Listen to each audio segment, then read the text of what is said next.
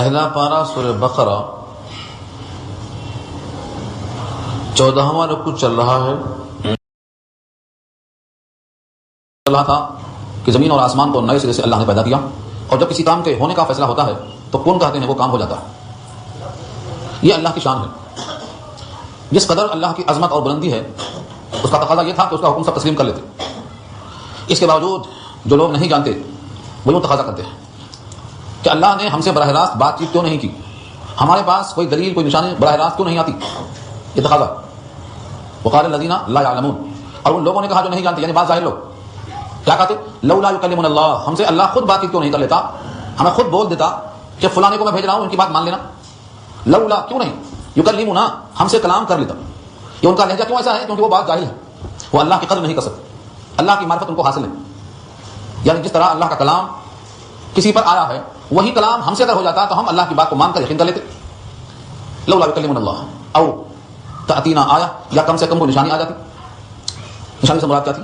وہ چاہتے یہ تھے کہ جو مطالبہ ہم کریں اسے پورا کر دیا جائے. مثلا نبی کے ساتھ خزانہ ہوتا، نبی کے ہاتھ میں کنگن ہوتے، نبی کے ساتھ ساتھ فرشتے ہوتے، بولتے رہتے کہ ہم معاون مددگار ہیں اور یہ اللہ کے نبی ہیں. نبی کے بڑے باغات ہوتے جسے کھانے پینے کی فراوانی ہوتی. یہ سب ان کی آرزویں سورہ فرقان میں نقل کیا ہے اللہ نے. او یلقى الیہ کنز او تکون له جنۃ یاکل منها، یہ ان کی خواہشیں تھی. اللہ نے ان کا جواب دیا کذالک قال الذین من قبلهم مثل قولهم، ایسا ہی ان لوگوں نے بھی کہا تھا جو ان سے پہلے تھے، انہی کی طرح ان کی بات بھی تھی جاہلانہ. انہوں نے بھی ایسا ہی کہا تھا اور ان کو بھی معلومات نہیں تھی. ان سے پہلے جن لوگوں نے تھے ان کی بات مشابہ ہے. مثل قولهم، ان کے قول کے مثل ان کا قول ہے، یعنی ناقابل توجہ. ان کی بات بھی ایسی تھی غیر معقول، اور یہ بات بھی غیر معقول. کیونکہ اللہ کسی انسان سے کلام کیوں کرتے؟ کیا حاجت پڑی ہے کلام کرنے کی؟ اللہ کسی سے کلام کرتے ہیں تو تین شکلوں میں، اس کے سوا اور گنجائش نہیں ہے بات کرنے کی. وما كان لبشر ان يكلمه الله الا وحيا او من وراء حجاب او يرسل رسولا فيوحي باذنه ما يشاء. یہ تین شکلیں ہیں بس. وہی بھیج کر کلام کریں اور وہی نبی کے پاس آتی ہے، اور ہر ایک نبی نہیں بن سکتا، لہذا فلا دم. او من وراء حجاب، یا حجاب کے پیچھے سے بات کریں گے تو تم کہیں گے کہ ہم تو آواز سن رہے ہیں مگر کس کی آواز ہے ہمیں نہیں معلوم، تمہارا اشتباہ وہاں باقی رہے گا، لہذا یہ بھی کلا دم. او يرسل رسولا، یا کسی قاصد کو بھیجیں اس قاصد سے پیغام پہنچائیں. اور آج ایسا ہے کہ ہم نے تمہارے پاس ایک پیغمبر بھیجا ہے جو ہمارا قاصد ہے، پیغام دیتا ہے اور تم اس کو شک پیدا کر رہے ہو، لہذا یہ بھی بات ہے. یہ تین شکلوں میں بھی اللہ بات کریں گے اور تین شکلیں بھی تم ماننے کو تیار نہیں. یہ تین شکل ہو سکتی بات کرنے کی. اس لیے کہا کہ ان کی بات ان کی بات بالکل مشابہ. بات مشابہ ہے یا ذات مشابہ ہے؟ فرمایا تشابہت قلوبہم، ان کے دل بھی متشابہ ہیں، جیسے ان کے دل ویسے ان کے دل. جب تک دلوں میں تشابہ نہ ہو بعد میں مماثلت نہیں پیدا ہوتی. ان کا دل بھی انکار والا، ان کا دل بھی انکار والا، وہ بھی کٹ حجتی کرنے والے اور یہ بھی کٹ حجتی کرنے والے. جب دونوں کے قلب میں تشابہ ہے تو پھر ان کی دونوں کی باتیں بھی مماثلت رکھتی ہیں. قد بینا الآیات لقوم یوقنون، ہم نے خوب کھول کھول کر بیان کر دیا ہے نشانیوں کو، دلیلوں کو، لیکن ایسی قوم کے لیے جو یقین کرتی ہو، جو صاف صاف بات کو سن کر مان لینے کا جذبہ رکھتا ہو. جذبہ یقین ہے تو ہم نے کھول کے بیان کر دیا. لہذا اب مزید کسی وضاحت کی ضرورت نہیں ہے. اے نبی صلی اللہ علیہ وسلم، بے شک ہم نے آپ کو حق کے ساتھ بھیجا. انا ارسلناک بالحق، انا بے شک ہم نے ارسلناک آپ کو بھیجا ہے بالحق، حق کے ساتھ. حق سے مراد قرآن، حق سے مراد حقیقی پیغام، حق سے مراد وہ چیز جو حقیقت میں واقع ہونے والی ہے، وہ سچی خبر دے کے ہم نے آپ کو بھیجا ہے. اور آپ کی حیثیت بشیرا و نذیرا. انا ارسلناک بالحق بشیرا و نذیرا. بشیر پہلے نمبر پر اور نذیر دوسرے نمبر پر. نذیر کہتے ہیں ڈرانے والا اور بشیر کہتے ہیں بشارت دینے والا. بشیر اور نذیر دونوں صیغہ صفت ہے. بشرا خوشخبری اور نذارت ڈراؤ. ایسی بات جسے انسان میں خوف پیدا ہو، خوف پیدا کرنے والے کو نذیر کہتے ہیں. جمع اس کی نذور بھی آتی ہے. نذور، ہاں، لم یات نذیروں کا کسی سے نذور ڈرانے والے. تو بشیر کا لفظ پہلے ہے اور نذیر کا بعد میں ہے. اور بعض آیتوں میں صرف نذیر ہی نذیر ہے، بشیر کا لفظ ہی نہیں ہے. کیوں؟ شروع میں پورے زمین پر آپ کے اطراف کوئی بھی اس خوشخبری کا حقدار نہیں تھا. سب اللہ کے ساتھ غیروں کو شریک کرنے والے تھے. آپ جب تشریف لائے تو پیغام جن کو پہنچایا ان کا حال کیا تھا؟ ما انذر آباؤہم فہم غافلون. سورہ یاسین میں یہ لفظ ہے اسی معنی میں. ما انذر آباؤہم، ان کے آبا و اجداد کو ڈرایا نہیں گیا تھا. فہم غافلون، تو وہ غافل تھے. جن کے ماں باپ کو ڈرایا نہیں گیا تھا، غفلت میں تھے، وہ زمانہ فترت کا تھا، انٹرول. حضرت عیسیٰ جا چکے تھے اور نبی صلی اللہ علیہ وسلم ابھی تشریف نہیں لائے تھے. درمیان میں 500 برس کا فاصلہ ہے. اس زمانے فترت میں ان کے آبا و اجداد کو نہیں ڈرایا گیا، اس لیے وہ غافل تھے. ما انذر آباؤہم فہم غافلون، غافل تھے وہ. لہذا ان کو پہلے نمبر پہ ضرورت تھی نذیر کی. اگر نہیں مانتے ہو تو اللہ کا عذاب قریب ہے. ڈرایا گیا اور کہا کہ لا الہ الا اللہ کہہ لو کامیاب ہو جاؤ گے. اور آپ نے عملی طور پر اس نذیر ہونے کا ایک نمونہ پیش کیا. عملی طور پر ایک پہاڑ کا نام تھا صفا. کوہ صفا کہتے ہیں. آج صفا اور مروہ کے درمیان صحیح ہوتی ہے جو وہی صفا ہے. چھیل چھیل کے اس کو صاف کر دیا گیا ہے، ورنہ وہ صفا تھا، بہت اونچا تھا. ان الصفا والمروہ من شعائر اللہ، اللہ کے شاعر میں سے تھا. ہے چھیلنے سے شاعر میں سے کمی نہیں ہوتی، سہولت کی خاطر چلا گیا ہے. اب تو کئی منزلہ کر دیا گیا ہے. تو صفا اور مروہ، اس صفا پہ آپ کھڑے ہو کر آواز لگاتے ہیں، پوری قوم جمع ہو جاتی ہے. پوری قوم سے آپ فرماتے ہیں اگر تم سے میں کوئی بات کہوں یا یہ کہوں کہ میں جس پہاڑ پہ کھڑا ہوں اس کے پیچھے مجھے نظر آ رہا ہے کہ کوئی فوج دشمنوں کی آ چکی ہے اور تم پر حملہ کرنا چاہتی ہے، کیا تم میری بات کو سچ مان لو گے؟ سب نے بے زبان کہا کہ ہم نے 40 سال تک آپ کو آزمایا ہے، صادق الامین پایا ہے، اس خبر سے ہمیں انکار کرنے کی کوئی گنجائش نہیں ہے، بلا شبہ ہم تسلیم کریں گے۔ جب آپ نے اقرار کروا لیا اپنے ذاتی اخلاق کا، صادق الامین ہونے کا، سچا ہونے کا، قابل اعتماد ہونے کا اقرار کرا لیا، اس کے بعد فرمایا میں تمہیں خبر دیتا ہوں کہ اگر تم نے لا الہ الا اللہ کو تسلیم نہ کر لیا تو تم پر اللہ کا عذاب آنے والا ہے۔ تم نے اگر لا الہ الا اللہ نہ کر لیا دل کی گہرائیوں سے تو تم پر اللہ کا عذاب آنے والا ہے، اور پہاڑ پہ چڑھ کے بتانا ہے کہ اس عذاب کو میں دیکھ رہا ہوں، تم نہیں دیکھ رہے ہو، کیونکہ پہاڑی پر چڑھنے والا سامنے بھی دیکھتا ہے، پیچھے بھی دیکھتا ہے، اور جو نیچے ہوتا ہے وہ صرف ایک ہی طرف دیکھتا ہے۔ یہ تشبیہ دے کے فرمایا۔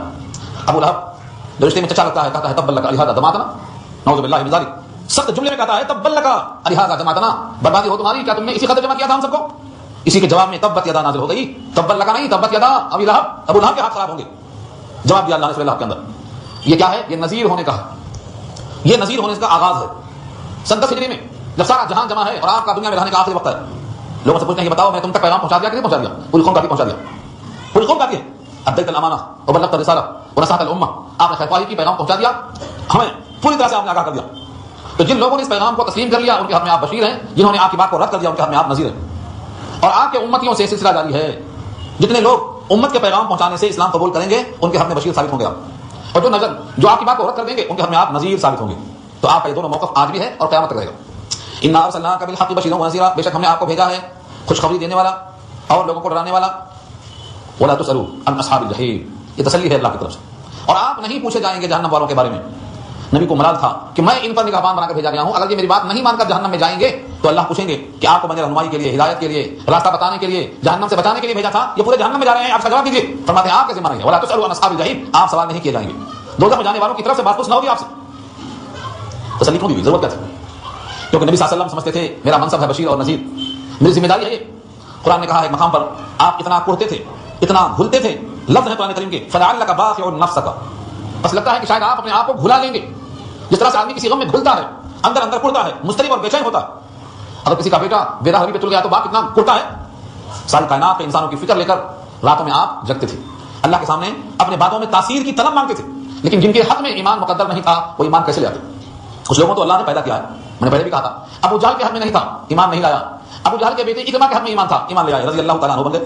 اسی نبی کی زبان سے ابو جہل کے ہاتھ میں کنکری کلمہ پڑتی ہے مگر دل نہیں پڑ رہا، تو یہ اللہ کی طرف سے توفیق پر موقوف ہے۔ نبی صلی اللہ علیہ وسلم رات دن اسی دھن میں ہوتے تھے کہ امت کا ایک ایک فرد جہنم سے بچ جائے، یہ میرا امت ہے، میری طرف منسوب ہے، اس لیے یہ جہنم سے بچ جائے۔ حدیث میں آتا ہے، فرمایا کرتے تھے تمہاری مثال ایسی ہے کہ میں تم سب کی کمریں پکڑ پکڑ کے جہنم سے روک رہا ہوں۔ کمر پکڑنا، حدیث میں آتا ہے کمر پکڑ کے میں روکتا ہوں کہ تم آگ میں بچ جاؤ، لیکن تم ہیں کہ اس کو چھڑا چھڑا کر آگ میں گرنا چاہ رہے ہیں۔ اور آپ کو اندازہ نہیں ہے کہ نبی صلی اللہ علیہ وسلم نے کس کس جگہ پہنچ کر اس فکر کو پورا کیا۔ ہم اور آپ تو اپنی انا میں بیٹھے ہیں چھوٹی شان لے کے۔ ایک یہودی بچہ، یہود جس کی دشمنی قرآن دروازے کی مسلم ابھی آگے آتا رہی ہے، اس یہودی کا بچہ آپ کے پاس خادم تھا، وہ بیمار تھا، قریب المرگ تھا، دم توڑنے ہی والا تھا، اطلاع ملی کہ میرا خادم بیمار ہے اور اس کی سانس اکھڑ رہی ہے۔ اس یہودی کے گھر پہ تشریف لے گئے، کھٹکا مارا، دروازہ کھلا، بچہ جہاں لیٹا ہوا تھا سکھانے جا کے بیٹھ گئے اور سر کے پاس بیٹھ کر کہہ رہے ہیں بیٹے لا الہ الا اللہ کالو کامیاب ہو جاؤ گے۔ اس نے اس بیماری کے عالم میں اپنے باپ کی طرف متوجہ ہو کر نگاہوں سے سوال کیا کہ مجھے کیا کرنا چاہیے۔ یہودی تھا اس کا باپ، لیکن صداقت مصطفیٰ سے واقف تھا اس نے بھی۔ اس نے کہا اطیع ابو القاسم، ابو القاسم کی اطاعت کر لے بیٹا۔ خود تو ایمان کی توفیق نہیں ہوئی لیکن بیٹے سے کہتا ہے ابو القاسم کی اطاعت کر لے۔ ابو القاسم کیوں کہا؟ آپ کے بیٹے قاسم تھے، آپ کی کنیت تھی۔ جیسے ہی باپ کی نگاہوں نے اجازت دے دیا، بیٹے نے اشہد ان لا الہ الا اللہ واشہد ان محمدا عبدہ ورسولہ پڑھ لیا اور اس کی روح پرواز کر لی۔ نبی صلی اللہ علیہ وسلم نے کیا جملہ کہا معلوم؟ الحمدللہ الذی انقذہ من النار، اس اللہ کا شکر ہے، اس اللہ کی تعریف ہے جس نے اس کو جہنم میں گرنے سے بچا لیا۔ یہ ہے بشیر اور نذیر ہونے کا حق۔ یہودی ہے، یہودی کا بیٹا ہے، غلام ہے، ایسوں کے پاس انبیاء کے سردار جا رہے ہیں اور ہم ہیں، ہم اپنی جھوٹی شان دے کے بیٹھے ہوئے ہیں کہ نہیں ہم تو کسی کے پاس نہیں جائیں گے۔ مجھے بتاؤ سید الانبیاء کے جانے سے آپ کا جانا زیادہ اہم ہے؟ عبرت کی جگہ ہے۔